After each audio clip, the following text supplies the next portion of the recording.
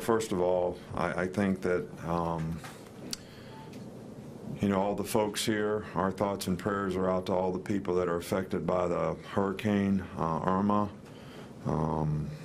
We have lots of friends in a place in Florida, so you kind of get the full feeling of anxiety that comes with all this, and hopefully we'll be able to do something to help some of those people as well. But from a game standpoint, I thought we improved some as a team in this last game. Our execution was a little bit better, attention to detail was a little bit better.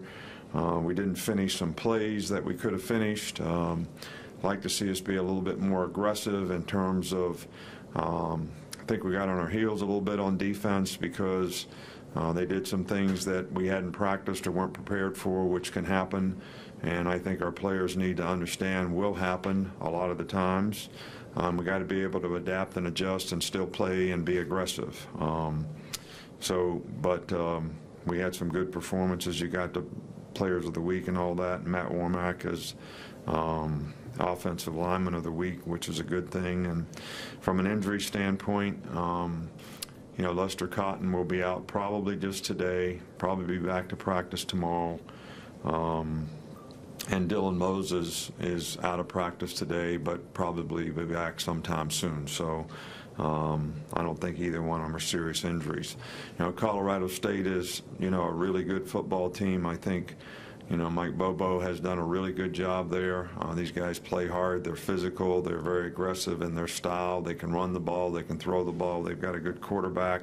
They got a lot of balance in what they do. They've scored a lot of points so far this year, and they've limited their opponents pretty well when it comes to point totals and what they've been able to give up. They've got a really good receiver in number 4 and a good running back.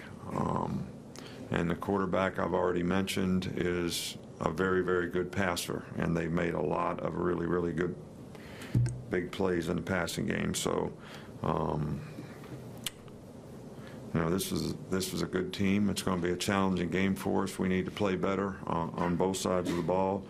And I think the one thing that, if you're any player and you ask yourself, if I was a stock, is my stock going up based on the way I played in the first 2 games, or is there things I need to work on to get better? And I think that hopefully most of the players would say, at this point, we need to be working to get better. And that's certainly how I feel as a coach and what I'd like to try to help our players do.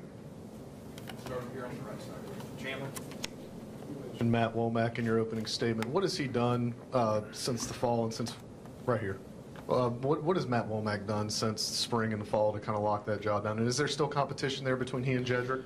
Well, Jedrick played quite a bit in the game and did a pretty good job for the first time out there. And I think Matt has really improved. He's played with more power, has improved his pass protection. He's a tough guy that it means a lot to him, and he works hard. And I think he's an example of a guy who has really developed an ability to play winning football. And I think Jedrick is a guy that can play winning football for us too, as he gets more knowledge and experience. So we're going to try to always play the best players.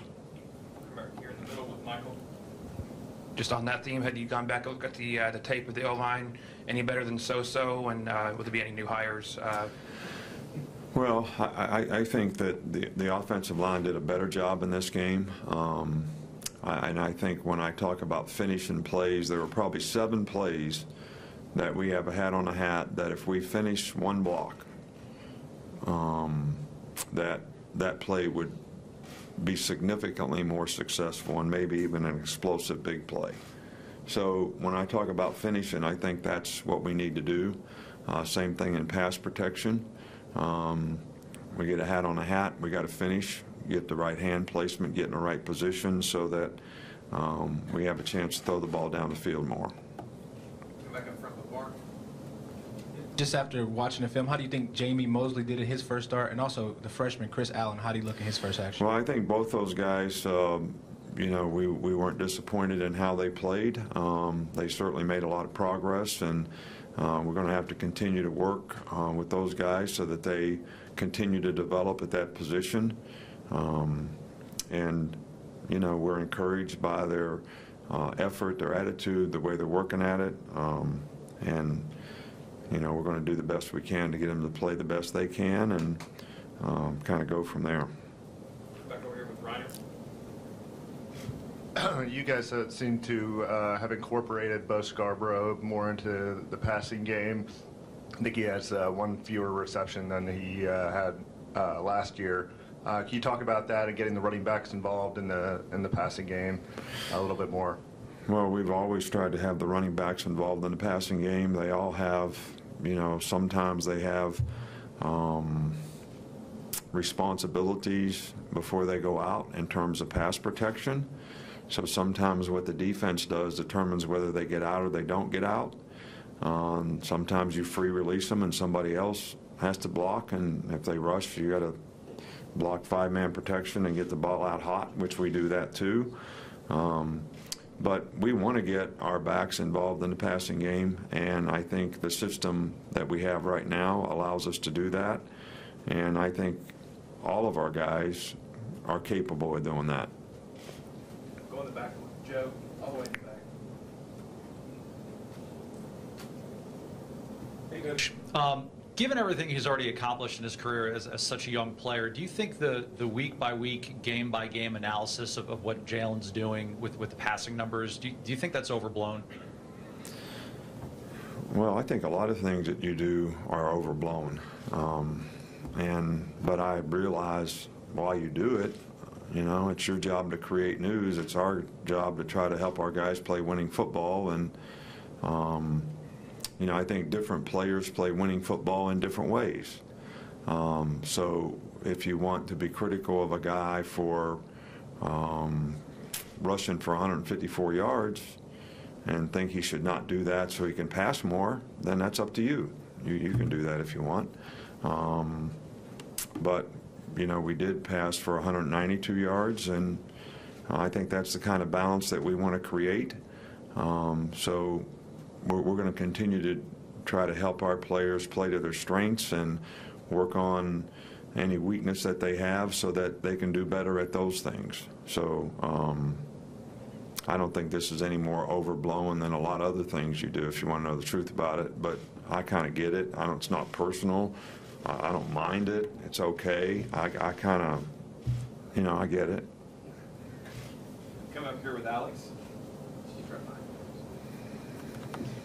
you. Nick, in the offseason, you talked about last year you felt as an offense you kind of protected Jalen a little bit. You wanted to develop him more this season and this offseason. But, you know, based on some of the short passes, a lot of the behind the line of scrimmage stuff early against Fresno, are you still kind of developing him, or is this kind of we want to make sure, you know, to build him up and put him in the best opportunity? We're still developing our team. All right, so our team's got a long ways to go. I mean, in a lot of areas. All right, so, you know, we called some passes to throw the ball down the field, and we didn't have very good protection. So is that the quarterback's fault, or is that somebody else's fault?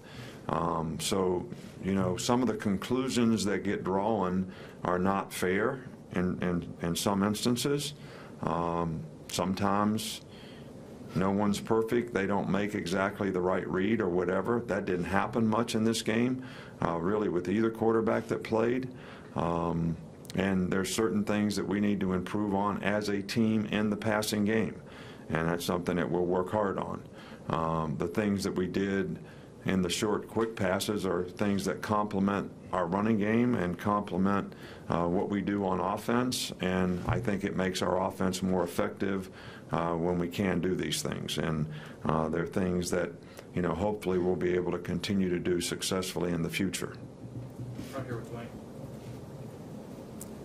Coach, you talked about the past chemistry with teams and how that works. 2015 example, you love the chemistry the guys had. I know you're only 2 games in, but how you feel that is right now with your guys? I think we have a lot of players on our team that I truly think have very, very good attitudes, are working hard, trying to get it right, trying to do better. I sort of like this team.